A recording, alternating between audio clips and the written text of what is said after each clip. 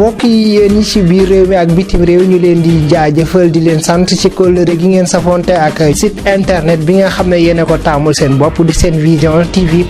asalaamaaleykum suñu mbokk Sen Vision TV lay de la diaspora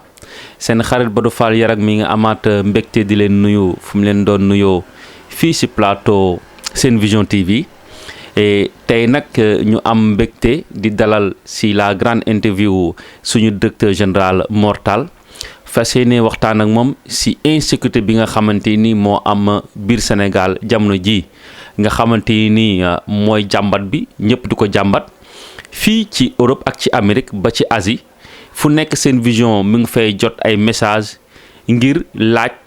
ak tiit njàqare bi nga xamante ni am nañ ko ca Sénégal.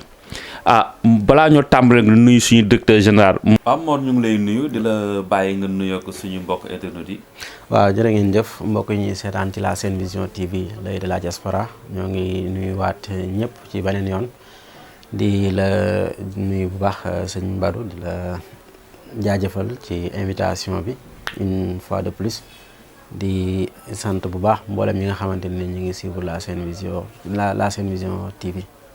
jërëjëf Mor xam naa ni jot yombul sax ndaxte fan yi gis nga ni kii bi bari na ñàkk jot bi waaye mu doon ñu war a waxtaane tey lu am solo muy insécurité bu am biir Sénégal yow tey ji nan nga jàngatee insécurité boobu. waaw Badou loolu dañ ci sawar pour wax ci ndaxte dafa nekk loo xam si ne dafa laal ñëpp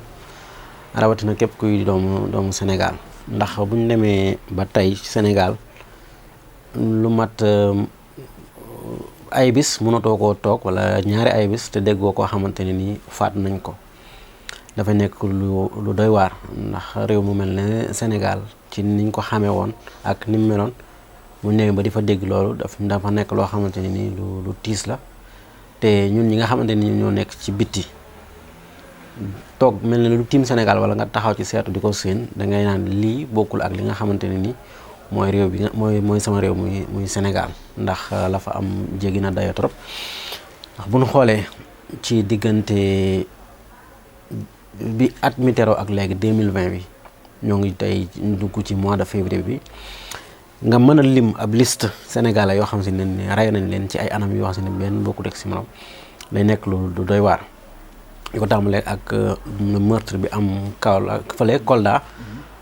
ndaw soos nga xamante ne nii borom këram moo ko jël rey ko ren bi complètement dagg bopp bi taxale bopp bi ak baat bi nekk loo xam si ne lu doy waar la Mohamed Kabir Cissé nekk américain Sénégal doy ko mu nekkoon ci beneen dund wala beneen religion bàyyi ko fa dugg ci lislaam yamul ci loolu mu dagg ay yitteem ñëw ne léegi damay ñëw Sénégal ñu ne Sénégal réewu teraanga la réewu diine la réewu islam la nga ñëw jëf jën ko def fekk ko fi ñëw sa kër agressé la ñëw rey la yóbbu sa alal mu nga ne bu xamoon ne loolu moo ko ci fekk ñun ñi nekk Sénégal te ñun ñi nekk doomu sénégalais te di ko ndamoo loolu mais nekk na loo xamante ni nii lu doy waar la une jeune fille même pas 25 ans 30 ans muy Njóoba Seck nit mën koo tiim dóor ko 65 coups paaka jamate 65 coups loolu fu ko waaye takk ci doy waar gi wees na ko démb rek bi may programmer émission bi nga may invité nii lañ may waxaat beneen xale bu góor wax si ne à chaque fois dañ ko daan gis mu nekk ci réseaux sociaux yi Facebook wala TikTok def ay vidéo humour yu am solo ndeysaan moom it loolu lañ ma wax yoonu Bakel lañ ko agressé nangu alim yoroon avant muy àgg hôpital moom it mu ñàkk bakkanam ñoo ngi koy jaale ak yeneen ak ba ci Jamil Kebe maam doy na waar goo xamante ne ni ñu xàmmee Sénégal. waaw mu doon lu doy waar trop ndaxte boo na doy na waar ëpp na waar. ndaxte tey jii ñu nekk fii. ci diaspora bi. mooy nga nekk Europe. nga nekk Amérique nga nekk Asie. foo mënta nekk ci Afrique. tey jii ragal nga. tiit nga. am na benn psychose bu mu def. tey jii am na ñoo xamante ni sax bon ñu ngi ñuy woo fu ne di ñu laaj mbir mi fu mu toll ndax ragal nañ sax dem Sénégal te boo seetee léegi da ngay gis ni maanaam ñu nekk si diaspora bi dañuy liggéey seen première xalaat mooy am kër Sénégal pour mun fa dugal seen njaboot te actuellement nii si sañcaan yi nañ dem nekk si dëkk yoo xamante ni c'est un peu reculé waaw pour am fa seen kër nekk seen jàmm ndax tàmm nañ ko dundi fii si Europe wala Amérique mais ñooñu tey ji ragal nañ dem sax léegi Sénégal dund fa mais bon nan nga jàngatee loolu nga xam te ni def na benn sukko si xelu nit yi tey ji moodu yi nga xam te ni dañ naan ñoo yor Sénégal ak lu ñu fay dugal ak lu ñu fay def léegi sax bu ñu toogee fii seen xel ngi Sénégal seen xel du dal bu ñuy nelaw du ñu mën a nelaw bu doy ndax ñu ngi xalaat seen njaboot ndax ñu ngi si jàmm ndax kenn dugg ci kër ga wala loolu léegi loolu nan nga ko mun jàngatee waaw comme ni ko sénégalais yëpp di jàngate di ko méttilu di ko massaw ndax dañoo perdre suñuy valeur moom moo waral lii lépp ndax Sénégal réew teraanga la Sénégal mun naa ne bokk na si réew yi nga si ne moom kum neex yaa trop de laissez-passer la ñuy wax kum neex dugg kum neex génn léegi bu ñu demee ba léegi loolu yow mi nga xam ne da ngaa génn sa réew dëkk fa amatoo fitu dem fa wala boo fay dem yaa ngi xalaat li nga fay fekk day nekk loo xamante ne ni lu doy waar la te lépp loolu lépp ñun population bi ñun ñoo ko def suñu bopp ndax ñun ñoo bàyyi suñuy valeur maanaam mooy les causes yi nga xamante ni moom moo waral tey lii nga xamante ni moom mooy am di am. est-ce que tey jii amul beneen parce que tey jii yow bon da nga bëgg a wax ni donc dafa am ay valeurs morales yi nga xamante ni dañ ko wàcc. mais bu nekkee tey jii nit ki aussi. fu mu nekk am na ñu la war a aar. ou bien am na foo war a wékku woo fa. ndax du waral tamit mu am beneen faay boo xamante ni day indi lii lépp. waaw mooy les causes yi rek. xam nga tey bu ñuy waxtaan ci li nga xamante ni moo am Sénégal am na lu ko waral. maam dañoo xëy nii gis Sénégal léegi reyante bi comme c'est pas possible. nekk lu doy war kon am ça veut dire que ne am na loo xam si ne moom moo ko waral. donc li ko waral njëkk mooy ñun ñoo ko def. fi ñu ko defee mooy que ne par exemple ci ñun góor ñi ñu tànnal suñu jabar suñuy doom ñu tànnal leen yaay ju baax foofu lañu waroon a tàmbalee. ndax bu njëkk dañ daan dem da nga daan jël baddu par exemple sa papa wala ne la may nañ la sa doom bàjjan diw doo ci wax dara léegi yow loolu kenn amatul sañ-sañu def ko léegi ñun kon te loolu suñuy valeur la woon mooy mag ñi ñoo ñu daan xoolal fi ñu war a jëlee soxna pour ëllëg ñu mën ci am njaboot koo xamante ne nii dinañ mën a jaar ci fi nga xamante ni moom lañ bëgg mu jaar te loolu bokk na ci racine yi léegi nag bu fekkee loolu amul xale bi juddu ba pare te it kenn amatul droit soñ wàññi ko yow Badou bi nga daan nekk xale dañ la daan wax naan la li ñu la daan naxee wala ñun li ñu daan naxee mooy que ne dëwoo nangoo génn yenn heures yi wala ñu ne la boo génnee naari jàpp la te ay naar amu fa maam dangaa ragaloon mais dem nañ ba yooyu yëpp amatul Sénégal amatul Sénégal te it bu njëkk da nga daan def dara ma ñëw wala nga ñëw mag gis la ngay def lu du noonu mu wàcc faax ab yar duma la ba ngay bëgg a toskare bu say waajur doo ñemee sax dem wax ko say waajur mais léegi yow kenn ñemewut a dóor sa doom bi nga jur sax rawatina bay dóor doomu jàmm. loolu mën nañ ci jàngat si li nga wax nii mën nañ ci jàngat ni day loo xamante ni moral la. donc valeurs yi ñu amoon moom nañu wàcc moom tey ji éducation bi aussi def si entre si biir ndax donc ce qui veut dire que yar bi moom mooy première cause bi donc yar bi moom moo jaaratu yoon donc bu ñu jëlee boobu tey ñu teg ko première cause bi mais aussi man may dugg si beneen cas boo xamante ni mooy sécurité bi bu ñu ne sécurité am na tey ji ñu waral barrière bi ñoo xamante ni tey moom noonu suñu xel si ñoom lay dem ndax bu ñu sécurité dinañ dem si la police dinañ dem si gendarmerie dinañ dem si militaire yi donc ñooñu war a sécuriser population bi ndax tey amuñu benn faay bu ñu am bien sûr ndax ñi nga xamante ni ñoom ñoo ko warloo muy son excellence monsieur le président de la république Macky Sall moom mooy suñu njiitu réew dañ koo far pour mu nekk le garant de la constitution nekk lu koo xamante ni moom ñun ñoo war a nekk kilifa gi moom moo nekk suñu surga parce que ñun ñoo ko fal te pour mu servir le Sénégal te bu ñu demee ba yenn yi di fa am Sénégal wax dëgg yàlla ñoom seetaan bi dafay xaw a métti. te Macky Sall ni mu jëlee boppam en charge ba ne 3e mandat bi kenn du ci wax ku ci wax ñu dàq la suñu yaakaar naa bu ñu ko ne taxawoo woon lii dana fi jeex. waaw maam mooy sécurité bi. dana coow li dina fi jeex. waaw ba tey nga mën a taxaw ne tey maam ni mu jëlee sécurité buntu palais ba ne buntu palais ku fi taxaw ñu def la ci kaso bi ba jàppoo Guy Marius Sagna def ko ci kaso bi waaw moom rek moo war a am sécurité wala ñun waruñu am sécurité. waaw si loolu sax ma wax ci tuuti ndaxte tey jii Macky Sall gis nañu ak premier ministre ou bien le ministre de l'intérieur bon ngeen baalu le ministre de l'intérieur ak Macky. gis nañu problème bi nga xamante ni am na fi ak rey yu ñuy rey. depuis loolu gisuñu benn déclaration.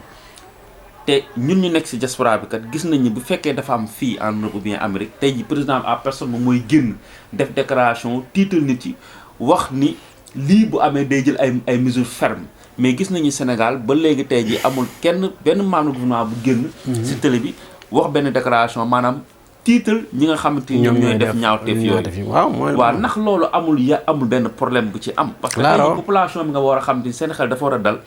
bu ñu toogee gis ñu dara lu dalal seen xel ndax ba tey du indi benn ragal seen biir. claro waaw loolu mooy loolu rek mooy loolu moom bu mënee jël sécurité ne palais kenn du fi jege.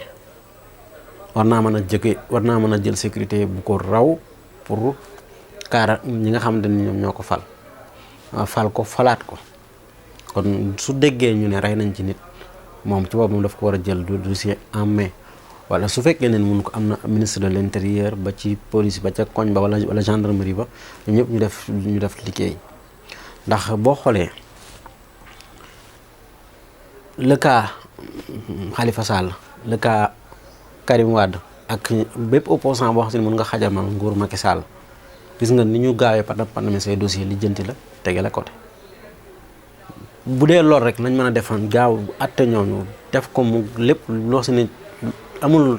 négocier amul taxawaa lu ñëw def dossier bi nangam dossier rey nit ñi dañ ko war a jël la même chose en charge pour mu jeex Sénégal te loolu pour mu am il faut noonu rek lay mën a demee ñu jël ko nag mu nekk lu sérieux ndax dafa doy waar te man ak ñeneen ñoo ci am da ngay mujj ne lii est-ce que c'est le Sénégal. waaw mbokk Sen Vision TV mbokk internet yi ñuy seetaan ba tey si la grande interview. bon boo gisee tey yii peut-être que ñuy tudd président wala gouvernement wala dara Sen Vision TV politique taxu ko jóg leneen taxu ko jóg. donc dafa nekkal ñëpp peut-être que dafa fekk ni dafay point boo xamante ni il faut que ñu interpeller état bi il faut que ñu interpeller gouvernement bi il faut que ñu interpeller politiciens yi moom moo waral ñu tudd ay tur ba tudd si président yooyu mais Sen Vision TV politiqueul dafa nekkal pour askan bi yëpp ak képp koo xamante ni mu ngi yeewoo si diaspora bi looloo waral mbir bi donc ba tey ñu ngi si la grande interview bu ñu continuer si lance boobu kon dinañ ne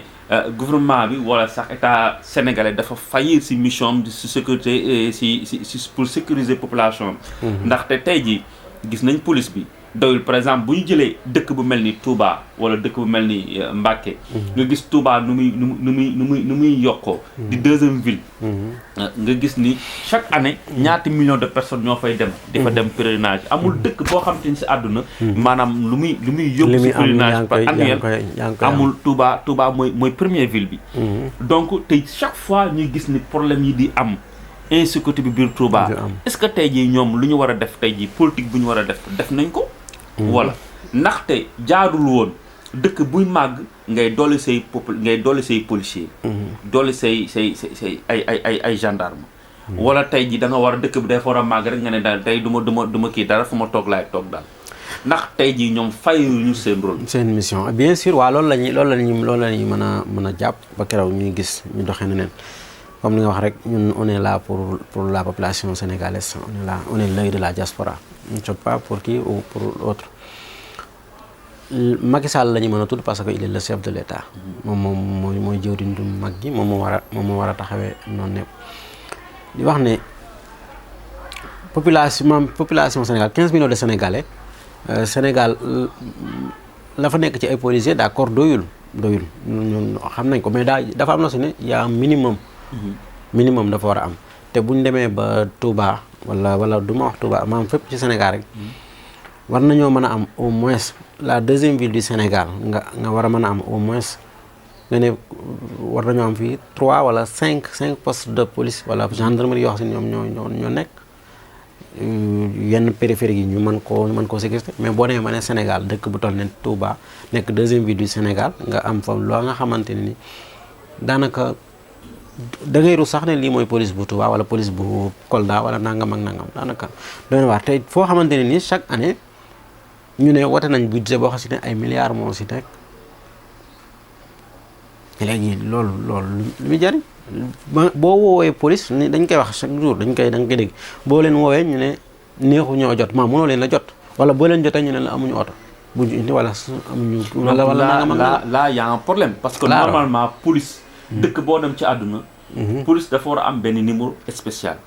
numéro boo xamante ni tey jii yow bu dara xewee wala ca kër nit dugg fa wala nit song nit nga mun a taxaw sa rëkk woote benn numéro vert woo police. kenn du xam ne sax yaa woote. nga woo police ñëw. mais il paraît que Sénégal da ngay toog doo am sax numéro boo woote. doo xam sax koy woo. problème day am yow ñi nga ne ban numéro ngay woote. wala boo wootee dinañ toog 2 heures de temps 3 heures de temps kenn du ñëw. donc foofu je pense que y a un problème. lan mooy solution bi si biir loolu. waaw loolu dëgg la mais Sénégal am na numéro vert bu police mooy numéro 17 mais. doo comprendre Sénégal ci moom mu ngi du comprendre ndaxte ñoom la ngay woote 17 pour jot Sénégal pour jot police doo leen mën a jot benn wala nga woo leen ñu ne téléphone bi dañuy jot ay da ngay dégg ñoom ñu wax ne léeg-léeg téléphone bi da ngay jël wuyu ñu daggala saaga ndey nga coupé waat teg maanaam li ci nekk mu bari da ngay woote doo leen jot léeg-léeg ñoom it ñu jël prétexte que ne léeg-léeg téléphone bi dañuy préféré sax bañ koo teg ndaxte bu ñu ko teg dañ leen di woo en sempre di leen daggal ay saaga te yooyu yëpp manque d'éducation ci lay bokk te it war nañoo mën a fexe daal ba Macky Sall population bi li tax ñu fal ko moom mu bu mënta def lépp mu def 80% yi wala 75% yi ci lu rawatina ci wàllum sécurité. woy day lu am solo sécurité bi dafa am solo daf ñu soxal ndax ñun ñu nga xamante ni ñu ngi si diaspora bi vraiment dañoo nekk si benn jaaxle si benn jàqare bu metti bëgg ñibbi sa réew di tiit di ragal donc loolu je pense que ni c'est trop aussi population bi dafa mel ni am nañ si rôle aussi bu am solo bu ñu war a jouer ndax tey chaque fois da ngay dégg ñu ne da ngay agressé nit population bi duñu jóg gis ko ñuy agressé wala nga dem si benn mbedd boo xamante ni dañ la naan ñuy agressé fii lañu dëkk ñuy agressé kii doomu diw la wala doomu diw la te population bi aussi war nañ am lu ñu jàppale police bi léeg-léeg police bi ne ñu ngi def li ñuy def mais population bi leen jàppale est-ce que donc population bi aussi ñoom amuñu rôle bu am solo bu ñu war a jouer sécurité sénégalaise. waaw bien sûr ndax wax nga lu am solo mooy que ne ban rôle la ci population bi war a si ñoom te li nga xamante ni moom mooy am suñ ci deful attention wala buñ ci teelu te indi ay saafara mun na dem ba indi guerre civile benn parce que boo xoolee récemment bi nga xamante ne ni Njóoba Seck rey nañ ko gis naa ci vidéo yi benn frère am wala dëkkandoom je crois que ne frère am la mu wax ne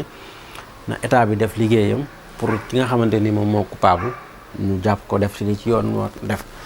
wala ñu indil ñu ko ñu dugg ak moom ci biir géej gi ñu mën ko naka la xam nga comme ko discours yooyu mi ngi commencé jóg rek mun na àgg foo xamante ne ni ñu ko foog ndaxte population bi dañuy dem ba jàpp ne police bi moom léegi liggéeyee du leen ñoom ñooy bëgg a liggéey nekk seen police bopp te loolu day indi li mu saafara su nar a jur jàngoro la te mun na dem ba yóbbu nit ñi ñoom ñi nga xamante ni ñoom ñooy fajal seen bopp. benn ñaareel bi mooy arme blanche. Sénégal léegi dafa doy waar ndax da ngay xool par exemple tey yow boo préparé wu pour dem terrain football sax match navétane wala championnat gis entre parenthèses gis nañ li xew démb AS Pikine ak Casa Sport dem ba supporter yi jël di sànnante ku war a dem match de football loo war a def sañse ba jekk toog yor sa téléphone dem seetaani match bu jeexee nga ñibbi sa kër mais tu préfères léegi boo dem yor sa coupe bu ndaw wala nanga pour protéger sa bopp te yooyu yëpp mun na indi ay jéyee. beneen bis topp suñu mbokk pulaar yi ñoom it li ñuy rey gis nga ko noonu ni mu bare te ñoom it seen arme yu ñu yoral seen bopp la te it yooyu dafa war a jeex Sénégal. mu tax mu war a jeex mooy que ne bu njëkk par exemple si du dara muy wax alpulaar yi mais dafa nekk fee réel lu am la ndaxte bu njëkk buñ daan wax jaaykat soow kan la doon pulaar yi ñoo daan jaay soow. buñ ko daan jaay fu ñu ko daan def. ci je pense que ay njëkk. calebasse leget ci leget waaw ci leget lañ ko daan def. mais léegi c'est rare nga gis pël bu jaayee soow ci leget. daf ko def ci soow peinture. tëj ko parce que foofu la jamono toll. léegi nag ni ñu demee ba moderniser ni fi ni jaayee ñoom soow ba defatuñ ko ci leget bi pour jaay soow mi di ko wëree noonu la ñu war a def ne ñoom seen arme yi ni yor di ko doxantu dañ ko war a jël teg ko ci suuf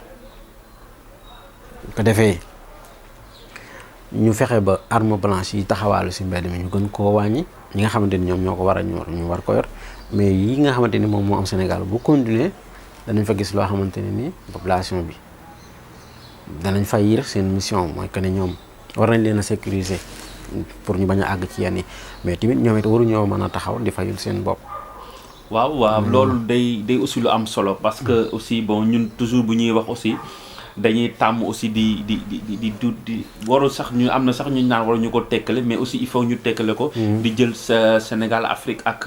Europe léeg-léeg di am benn kii bi. c'est normal parce que fii doo gis nit dox yor arme blanche doo dox nit sax su oto. mu yor arme parce que sañoo ko ndax dañuy dóor.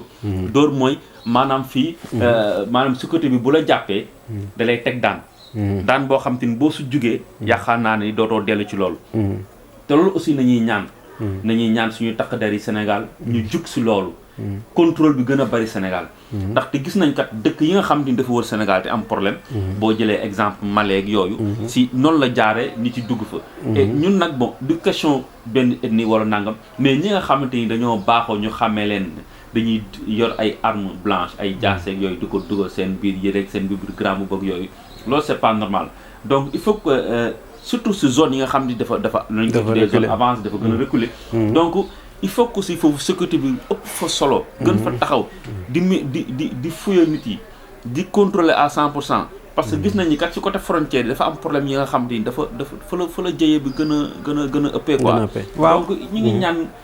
suñu takk der yi lu ñu mën a def ñu redoubler ko dafa bien vrai que ni ay jàmbaar nañ parce que Sénégal il faut aussi ñu saluer police Sénégal xam ni aussi ay jàmbaar nañ vraiment bu ñu toppee enquête du ñu bàyyi tànk ñëw ñu niip du ñu bàyyi ay jàmbaar nañ loolu moom mais aussi ñu gën leen yokk doole gën leen dooleel mais am na loo xamante ni aussi war nañ ko souligner parce que militaires yi ñuy jël ñuy jaar Bango mu bëri lool boo demee si caserne yi militaires yaa ngi fu bëri par suba da nga leen daan gis ñuy génn di entraîner daw bu ñuy delluwaat si camp yi lekk naan sol léeg-léeg dañ naan défilé moo ni tax génn ak yooyu ndax tey jii militaires yooyu bu ñu leen jëloon tas leen ci àll bi wala comme ministre de l'intérieur moom sécurité rek moo ko tax a jóg te ñooñu ñëpp ñi ngi si bànqaasam nañ bokk ñu jël leen sànni leen si yenn police si wala si yenn gendarme yi ñu jàpp leen est-ce que loolu du fa gën a yombal sécurité bi du ko gën a kii wala Sénégal waaw li nga wax noonu dangaa wax ñaari yu am solo muy fi nga li nga njëkk a wax léegi rek mooy que ne Sénégal quand on parle de la police waxuñu ne le policier parce que policier bi élément la am na ay supérieur maanaam supérieur yi ñoom ñooy def faay parce que élément yi nga fa nekk ñoom ay jàmbaar lañ te Sénégal wax dëgg yàlla côté boobu moom entre parenthèses macha allah wax dëgg yàlla seeni policier xaw naa xarañ mais dafa am loolu ne ci suñu biir lu ñu war a dindi te loolu ñoom li ma wax léegi ci sama tàmbali rek ne Macky Sall ni mu def ba ne palais ba ku fa taxaw sax di ko wax ne courant bi dafa cher ñu def la ci kaso bi sécurité boobu moom moo tax léegi moom bal bu jëlee sécurité boobu def ko ci koo xam ne dafa ñëw di wax loolu war naa mën a def le triple wala le double pour sénégalais yi nga xam ne ñoom ñoo ko fal ba teg ko ci palais bi dégg ko suñu ban parce que locataire la fa rek dafay jóg foofu la ñuy waxee. beneen bi si topp li nga wax léegi mooy que ne bu ñu demee bay roy ci yeneen réew yi comme li am fii amul Sénégal li am Sénégal amul fii bu ñu naxante ci suñu bopp dañ xam nga léeg-léeg dañu mel ne dañuy naxante ci suñu biir ndax bu ñu mënee roy tubaab bi ci ne pend kii ci ne duñ def ku rey ñu rey la duñ ko def buñ mënee roy tubaab bi ci côté boobu war nañoo mën a roy tubaab yi ba ni tubaab yi defee ba seen mbedd moo taxaw looy def ñu jàkkaarloo yow ñu def ko. mais waruñoo roy ne tubaab bi nee nañ ku rey tubaab bi bu nee ku rey duñ la rey wala nangam ak nangam buñ ko waxee ñu am nañ métuwaay yuñ teg ñoom ba àgg foofu mais ñun mënuñoo xëy tey nekk Sénégal juddoogun sax ci xot nen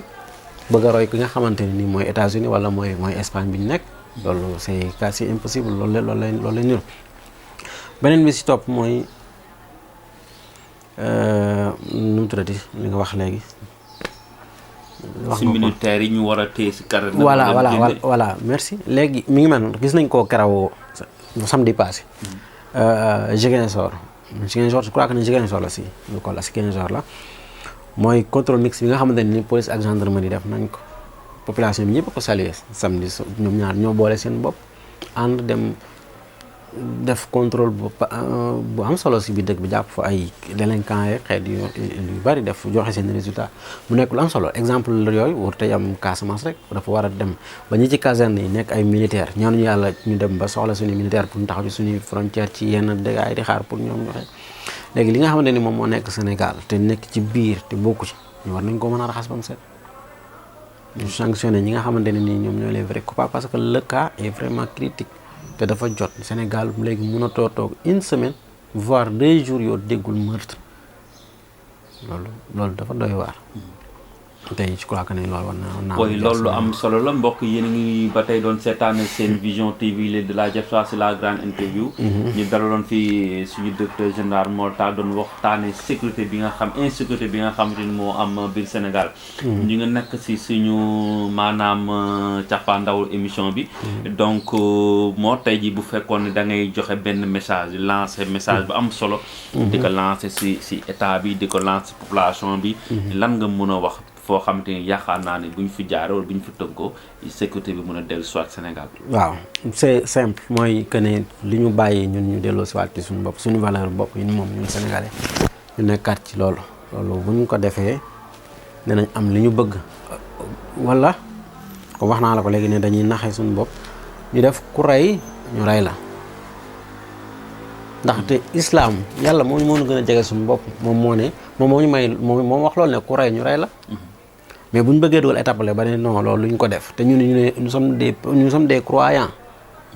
ñu waxee loolu ku sàcc ñu dagg sa loxo ñu dagg sa cër ku rey ñu rey la population bi loolu lañ bëgg yow boo demoon tey Sénégal gis nga fi interview yoo def ci mbedd yi lu ko laaj micro trottoir yi lu ñuy wax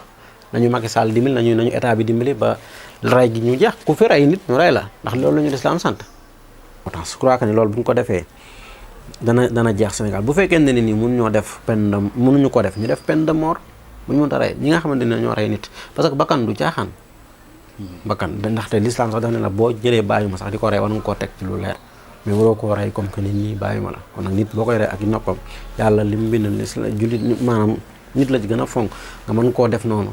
yow boo ko reyee war nañ laa def peine de mort nga dugg ci kaso bi ba keroog ilaa yomi ni dootoo gis kaso bi soit ku rey ñu rey la wala ñu delloo soit peine de mort. population bi nag ñoom li ci seen wàll na mooy que ne xam nga Sénégal maanaam manque de information bi dafa des. ndaxte loi yi français lañ koy bind te Sénégal ñu bëri xamuñu dara ci loi tey li nga wax nga ko si sa biir wax léegi ne ki nga xamante ne nii dañ ko war a dénoncer ki nga dëkk ci koñ bi nga dégg koo xamante ni def na loo xamante ne nii gis nga ko mu melokaan wax si na xamoo ko wala mu leer na ne kii jubut wala xamoo ko nga mën a dem police def déclaration bi mais tey dénoncé ko mais boo koy dénoncé li tax Sénégal yi rek dañuy yaakaar ne bu ñu demee dénoncé police naan diw nee na yow yaa def nangam non mun nga dénoncé nit ki te doo ko xam mais est-ce que Sénégal yi xam nañ ne yow boo demee dénoncé yi comme ça nga dégg ne Mor mi ngi def lu dul yoon nga dem dénoncé ko police mën naa ñëw def li mu war a def liggéeyam ba pare te doo xam kenn du xam ne man Badou moo ma boole mais Sénégal yi xëy na foofu des nañ fi beneen mbir bi ci topp mooy que ne ñu xam ne maanaam am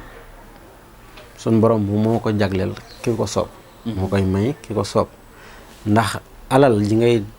ji tax nga rey nit ba gàddu ci bakkanam walla nga def sacrifier sa njaboot ngir nga am ko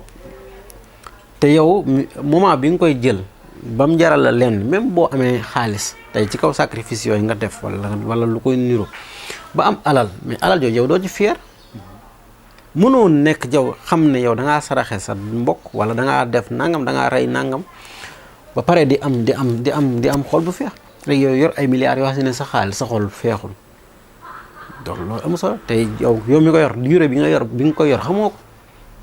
bu ma yoree alal dur boo xamante ne nii bien déterminé la ndaxte dund moom n'est pas te nekkul éternel milliardaire boo xam ne xamoo ba xam gannaaw suba ngay dee boo dee foo jëm. peut-être ñu koy def ànd ñoo ak seen xel peut-être ñu ngi koy def te lucide ñu bañ koy def. non lucide nañ ñu bari bu ñuy def ñaawte fii boo seete ba seet du ñu lucide dafa am yoo xam te ni dañ koy jël def ko. te dem ba buñ koy def du ñu sax xam ni ñi ngi def nangam mu doon lu doy waar aussi. non je ne suis pas d'accord am na ñoo xam ne maanaam ñi nga xamante ni xëy na lucide mooy ñi nga xam ne dañuy rey. ci maali foro wala nga xeex ak nit jam ko ngeen mu àgg yenn drame yi ni damay amee ci xale yi ci koñ bi nangam yooyu mën nañ ko d'accord ne xëy na mu nangu mais ki nga xam ne dafa rey nit ngir bëgg a jël alalam je ne suis pas d'accord que ñu ne kooku lucide. peut-être mun na jël dara utiliser lu fort jël drogue jël loolu def ko peut-être que bu muy jël drogue attaqué parce que am ñoo xamante ni bu ñuy def dara il faut ñu jël drogue il faut ñu def dara. waaw loolu kay mooy ñàkk lucide. waaw léegi loolu timit tayif la rek du ñàkk lucide man il faut ma tey damaa war a dem agressé il faut ma naan loo xam ne moo tax du ma nekk ku lucide. du ma ko nangu man moom du ma nangu ne ñoom ils ne sont pas du tout lucide du ma ko nangu. kon yow gis nga ni dañoo war a ba tey ni si li nga wax sànq dañoo war a appliquer peine de mort bi wala yooyu yow fa nga jàpp ni tey loolu ñun ay jullit lañ li ñu lislaam sant mooy que ne ku rey ñu rey la loolu lañu si lislaam sant bu dekkee nag d'accord nañ ne nag naafeq nañ ci benn côté bi dama yàlla jégal ñu ma ko sañ wax ba ne loolu duñ ko appliquer ni ñu ko lislaam santaane ba mooy weddi nañ yàlla parce que yàlla moom moo ñu ko digal te ñun ay jullit lañ léegi bu ñu demee ba defuñu loolu ñu am na loo si ne mooy minimum mooy peine de mort foofu yaa ngi wax léegi mais Abdoulaye Wade moo ko fi dindi 20 décembre 2004 yow mais de grâce bu dee tey population bi ñor na Macky Sall nañ ko delloosi bu fekkente ne ni Macky Sall defu ko ceux qui disent que ils sont les députés du peuple loolu la ñuy wax pourquoi pas ñoom ñu dugal assemblée nationale loi bi bu ñëwee ba ne tey ñi ngi laam-laamee ne war nañoo def loi pour góor jigéen wala nanga ma ñu koy laam-laamee te lii nekk fait réel population bi soxla ko lépp le peuple demande à ce que la peine de mort revienne au Sénégal mënuñu koo am. donc faut que se dise la vérité loo xamante ni dafa am solo parce que aussi bu ñu nax suñu bopp aussi dëkk bu nekk aussi ak réalité am dëkk bu nekk ak culture am ak cosaanam ak aadaam kon bu fekkee ni aussi dañoo ne Sénégal war nañ dellu si lii war nañ xoolaat suñu bopp ndaxte ñu xam ni daal adduna bi fu mu toll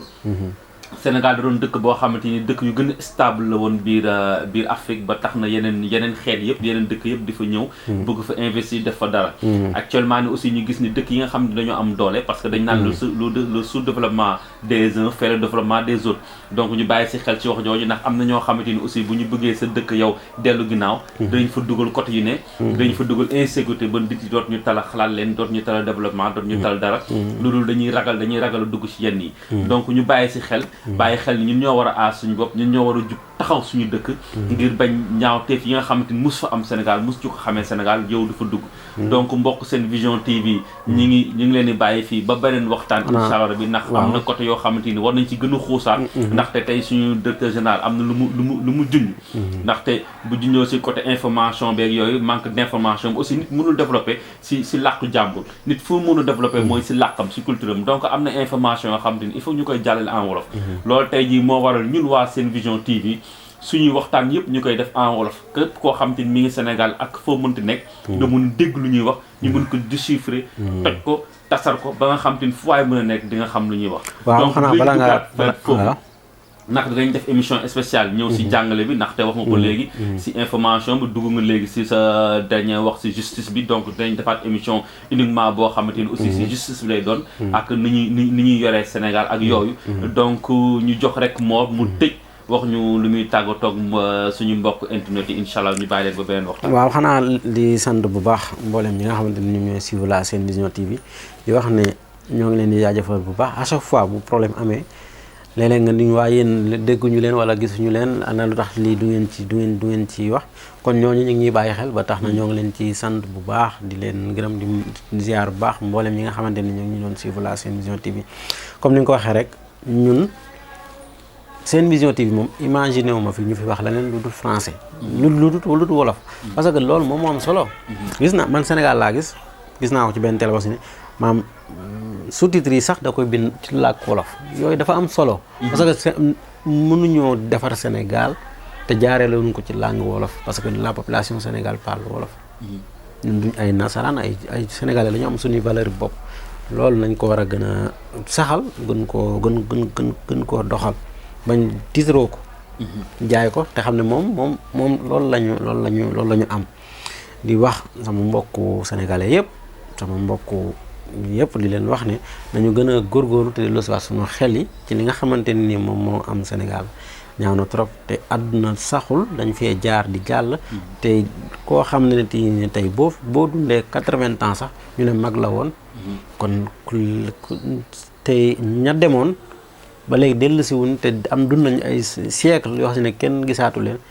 préparer loolu moo solo préparer 80 wala 100 ans kon nañu delloo si xel yi dellu si waat xam ne Sénégal dafa am loo xam ne ñun moom la ñu moom am loo xam ne ñun moomuñu ko li nga xamante ni moom lañ moom mooy jëf ju rafet ñu koy ndamoo Sénégal suñu borom sedd ñu ay kilifa yu mag Maolana Cheikh Ibrahima Niass nekk fa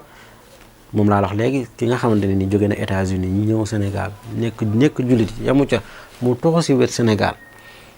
sénégalais yi amuñu lenn lu dul teraanga luñ ko teralee lu dul rey ko daanaka loolu doo nekk loo nekk Sénégal Cheikh Ahmadou Bamba Khadim Rasoul nekk fa ñu am lu ñu doy ci enseignement am lu ñu doy ci valeur nekk titre ci àdduna bi boo nee sénégalais la dañuy fier loolu dafa am lu ko def mag ñi ko def léegi nag li ko nar a yàq nag nañu ci dimbali xam ne ñi nga xam ne ñoom ñoo ay autorité te xam ne ay responsable lañ ne kenn ku nekk li nga yore woon njaboot gi suñu borom dana la ko laaj rawatina Macky Sall mi nga xam ne moom moo na ci bopp réew mi ak ñi nga xam ne moom lañ àndal nañu delloo si xel yi culture bi ñu fi suñu maam yi bàyyi woon ñu jëm cee dox ko defee Sénégal jëm kanam li ñu bëgg ñun ñëpp suñu borom boole ñu ko defal je crois que ne loolu lañ amoon comme message pour jàllale ko di la jaajëfal bu baax ci invitation bi Badou Fall. jërëjëf Mor Sen Vision TV. seen xarit Badou Fall Yarak moo nekkoon si présentation bi. seen xarit borom daaru nekkoon si caméra bi ñu ngi leen di jaajëfal bu benn yoon. mbokk yi yéen ñi ci biir réew mi ak bitim réew ñu leen di jaajëfal di leen sant ci kóllëre gi ngeen safonte ak site internet bi nga xam ne yéen a ko taamul seen bopp di senvision tv.net